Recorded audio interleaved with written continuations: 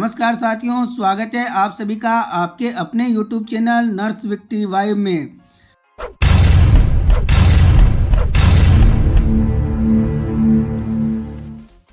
साथियों, चर्चा करेंगे राजस्थान सरकार आयोजना मॉनिटरिंग विभाग के द्वारा मॉनिटरिंग हेतु विषय को चूज करते हुए मुख्यमंत्री महोदय के द्वारा जो निर्देश प्रदान किए गए उस पर आदेश निकाला है। बजट वर्ष 2025-26 की 20 श्रेणी में चिन्हित बजट घोषणाओं की समीक्षा बैठक दिनांक 13/5/2025 में माननीय मुख्यमंत्री महोदय द्वारा प्रदत्त निर्देश। माननीय मुख्यमंत्री महोदय की अध्यक्षता में बजट वर्ष 2025-26 की 20 श्रेणी में चिन्हित बजट घोषणाओं की समीक्षा बैठक दिनांक 13/5/2025 को मुख्यमंत्री निवास पर आयोजित की गई। बैठक के दौरान माननीय मुख्यमंत्री महोदय द्वारा प्रदत्त निर्देशानुसार क्रियान्वयन बिंदु एवं समय सारणी संलग्न कर आवश्यक कार्रवाई हेतु प्रेषित है। संलग्न उपरोक्त अनुसार ये आदेश शासन सचिव आयोजना विभाग श्रीमान आशुतोष जी एटी पेडनेगर साहब ने आदेश जारी किए हैं। और इस आदेश के तहत आपको बताना चाहूँगा साथियों कि जैसे पूर्व में हमने कहा था कि राजस्थान के विभिन्न जो प्लेसमेंट एजेंसी में और ठेकाकर्मी के रूप में जो कर्मचारी राज्य सरकार की विभिन्न कार्यालयों में सेवा प्रदान कर रहे हैं, उन सभी को लेके जो राजस्थान सरकार अभी फिलहाल में बहुत सतर्क है और उनके लिए प्रयासरत है कि जल्द से जल्द उनकी सूचना उनके संबंधित विभागों से प्राप्त करते हुए उनको जो कार्मिक विभाग का एक सरकारी संस्था है RLSDC का गठन किया है और सभी की सूचना मांगते हुए उन सभी कर्मचारियों को जो ठेका कर्मियों के अंडर या किसी प्लेसमेंट एजेंसी के अंडर में कार्य कर रहे हैं उनको जो सरकारी संस्था है RLSDC उसमें उनको चयन करने हेतु उसमें समायोजन करने हेतु संबंधित विभागों से फॉर्मेट के माध्यम से सूचना मांग रही है। और जो राजस्थान में विभिन्न प्लेसमेंट एजेंसी के जरिए या ठेका कर्मियों के जरिए जो भी कर्मचारी हैं वो सरकारी कार्यालयों में सेवाएं प्रदान कर रहे हैं किसी भी डिपार्टमेंट में, उनको वो सरकारी संस्था के अंडर में लेकर और उनको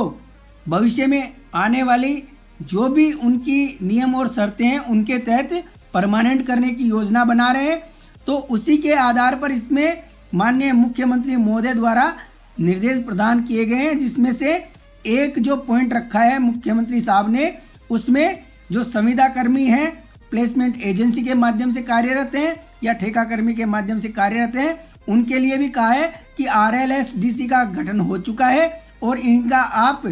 तुरंत प्रभाव से संबंधित डिपार्टमेंट से फॉर्मेट के माध्यम से सूचना मांगिए और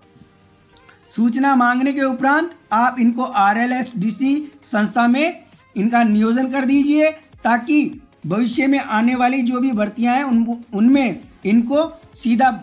बोनस अंकों का लाभ मिल सके या इनको किसी भी निर्देश किसी भी नियम के तहत इनको भविष्य में परमानेंट किया जाए। तो साथियों, सरकार का जो ये कदम है, ये जो संविदा कर्मी प्लेसमेंट एजेंसी के माध्यम से लग रहे हैं, ठेका कर्मियों के माध्यम से लग रहे हैं, आने वाले समय में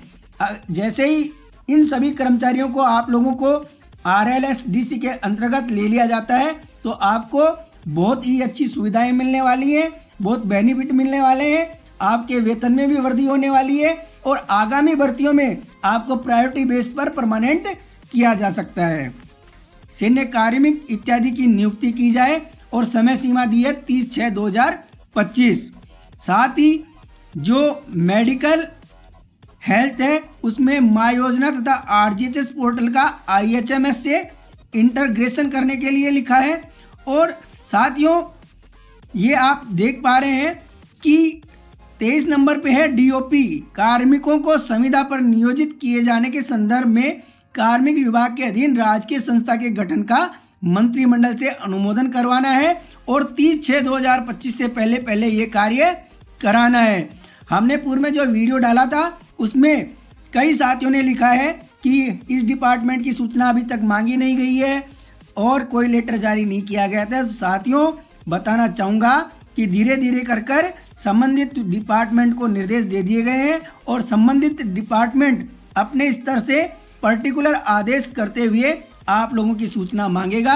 तो राजस्थान के किसी भी सरकारी संस्था में, सरकारी कार्यालय में जो कार्मिक संविदा पर प्लेसमेंट एजेंसी के माध्यम से या ठेका कर्मी के माध्यम से अपनी सेवाएं दे रहे हैं, उन सभी कार्मिकों की